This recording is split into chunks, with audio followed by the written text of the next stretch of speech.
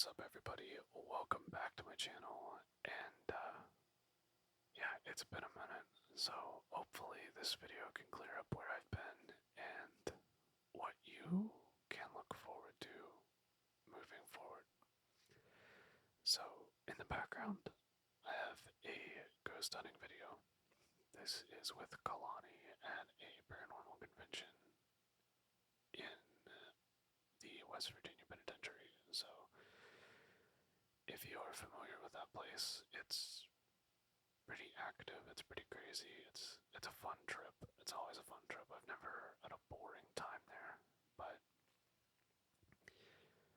yeah, I thought it would just kinda be fun to have a video of a haunted location in West Virginia playing and read you some West Virginia ghost stories. So that's what we're gonna do shortly. But anyway, just wanted to give you a short explanation first of where I've been. So, I said before that I was graduating, or that I had graduated or something. I feel like I've said something on this channel about that. And essentially, leading up to April, I was completely swamped. I apologize for the cars if you can hear them. I'm by the window. But I was insanely swamped, and it was difficult to find time to do anything. I was studying, I was grinding, I was doing everything that I could to make sure that I maintained a 4.0, and late April, the very last week in April, I finished all my finals, and I immediately went on vacation. That was where the footage from the fishing trip came in. And on that fishing trip, I learned that I had successfully completed a master's with a 4.0. So that was great. Awesome. Good time. And I had hoped to record the entire trip and post it on YouTube. Make ASMR content and normal content out of it. But unfortunately, it was so rainy that the only video that I even got was literally in a downpour, and I had to cut it short because the raincoat that I was wearing at the time was a rain jacket. The water was going through it, and it was not a fun experience, so I ended up cutting that, filming a little bit short, didn't really get a lot of footage. But when I got back, immediately after I got back, I ended up moving, and I moved myself for probably about 2 weeks, over a 2 week span. I moved everything into a new location, and that's great because it gives me the opportunity to film more and to do a lot more, but unfortunately my internet is garbage here because the fiber optic line is not active yet. So I have to wait because I don't have any option at all other than Starlink, and Starlink is not the greatest. It's not the most consistent, and overall, it's just not the best when it comes to really anything. So, gaming's been out of the question, and uploading has been annoying. Just overall, not the greatest experience. So, on top of this, I decided that I was going to start a business and grow a business, which is making fishing lures, fishing rods, and, just fishing related things, which I may actually record an ASMR video with some of that because I think that could actually work.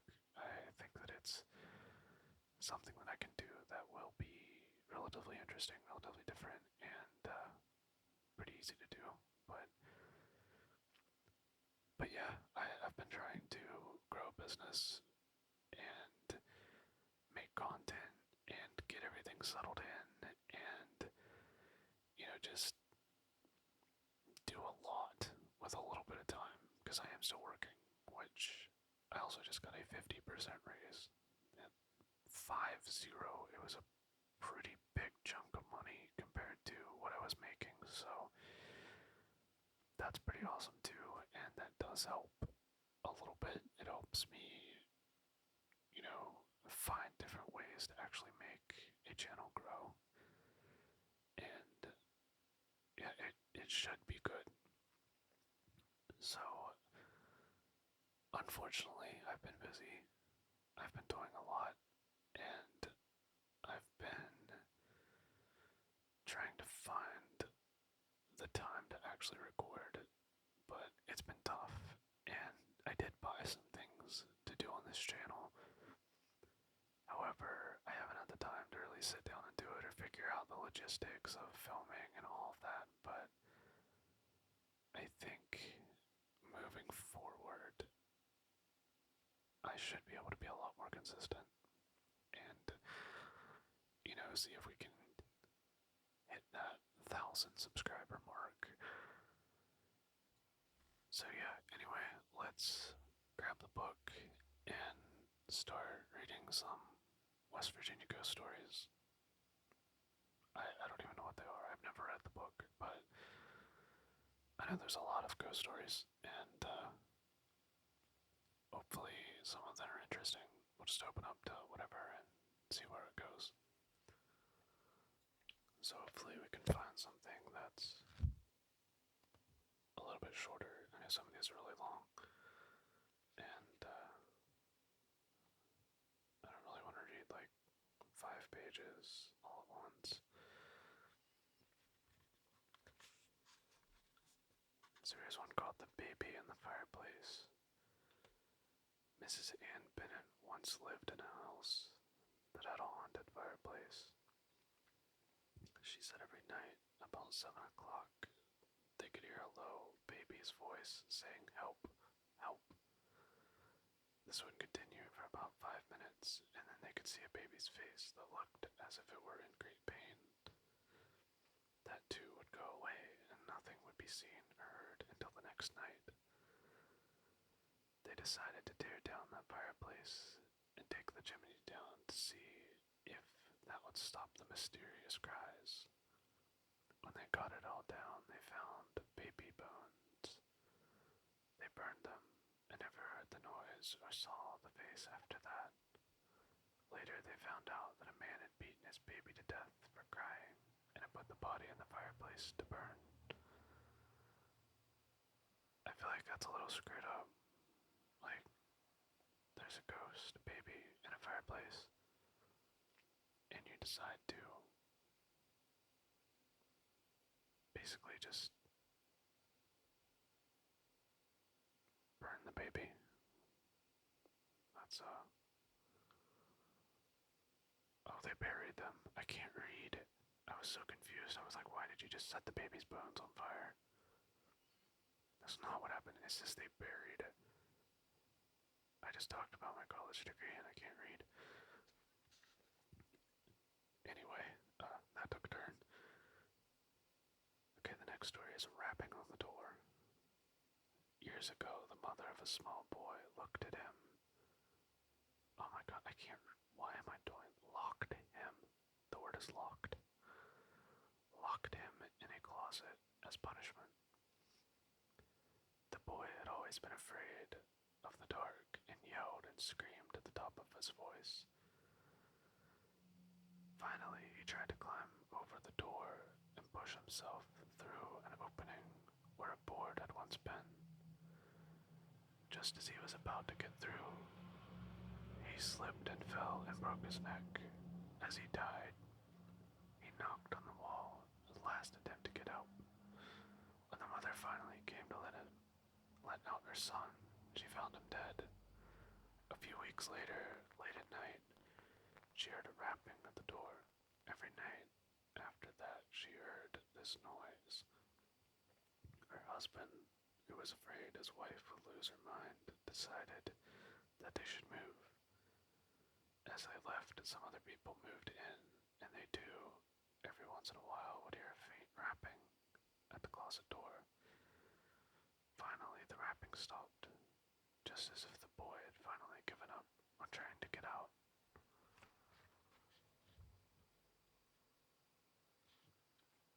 that ghost just decided, screw it, I'll be alright.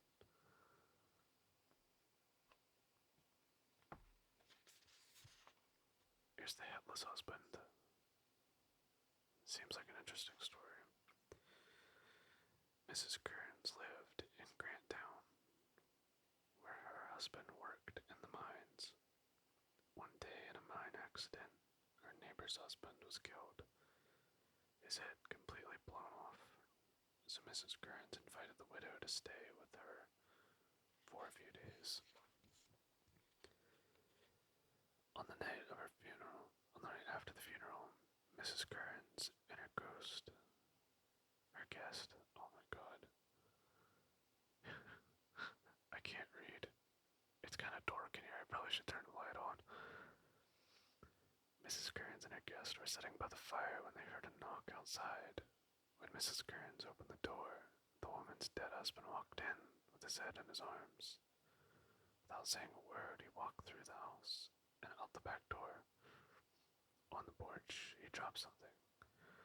After he had gone off into the night, Mrs. Kearns locked the doors and windows.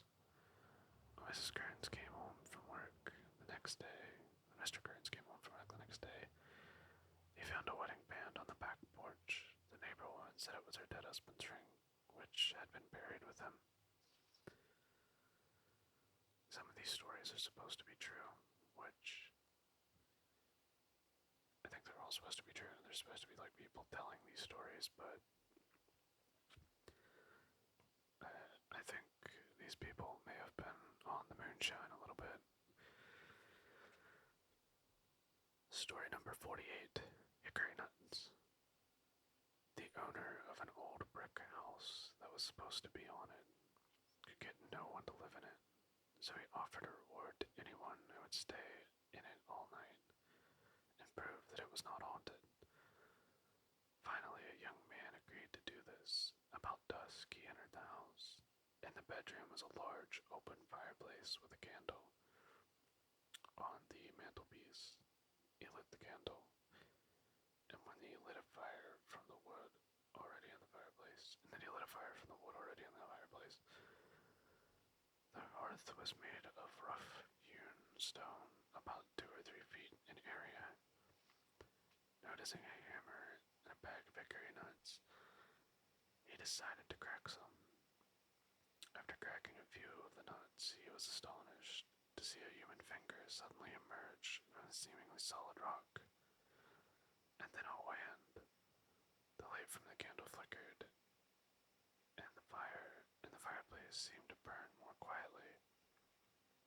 Knowing the thing would have to answer if asked a question in the name of the Creator, the man said, "What in the name of God do you want?" "Raise this rock," said a voice, and the hand disappeared. The young man worked most of the night to remove the rock. Under it, in old coins, he found money, enough to last him for the rest of his life. That wasn't very interesting. I don't know, some of these stories are like they're just folklore. They're not genuine stories. Like people claim that they're true, I suppose, but they're not exactly true. A lot of it's probably just made up to scare little kids, and some of it I would say is probably just made up to put off whoever was trying to get the information out of these people, because people in West Virginia tend to be very standoffish, and this was like in the 60s, I think, is when this book was written. So they probably attempted to be, just kind of like get rid of the person and just be like, oh yeah, here's a ghost story, it's whatever, just screwing with her, and she probably took it as being true. I don't know where she was from initially, but I think she was probably an outsider in a lot of these outlets. So, yeah, I don't know, I think a lot of it's just a little silly, a little made up, but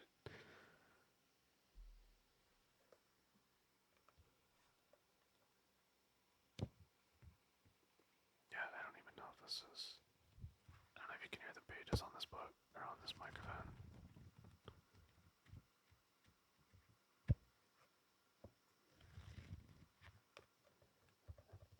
This is just a paperback book, and I actually had a hardcover of it back when I was a kid. I found it at this very old woman's. She had like a yard sale thing consistently. She had like a lot of different random junk in her house, and one of the things she ended up selling was like books and stuff, random old books, and it was one of them. So that's kind of why I ended up buying this again, which I wish I would have still had it, but unfortunately I lost it in a flood a long time ago. Okay, last one. Around 1915, there used to be a long chain hanging down over the Baltimore and Ohio track at the depot in Fairmont to signal the engineer when to slow down. This chain would hit some part of the train, and the noise would signal the engineer.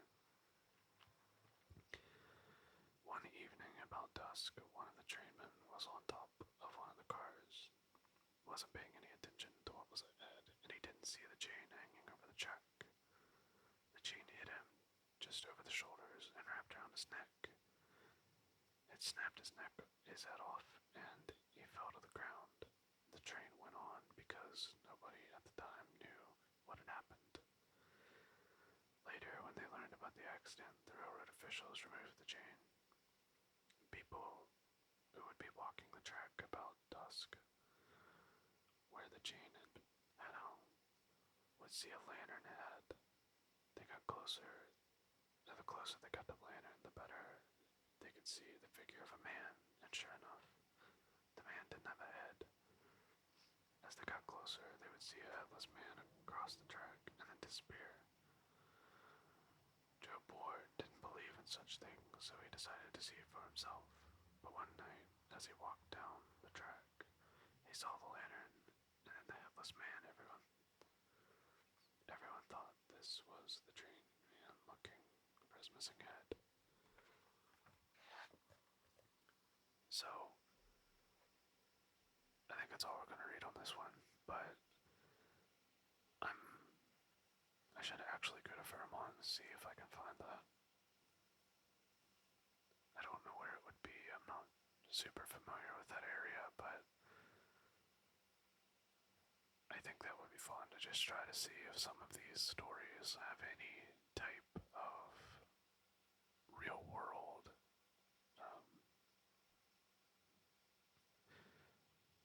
I guess if they're still there, if there's any real world lore, folklore, whatever surrounding them.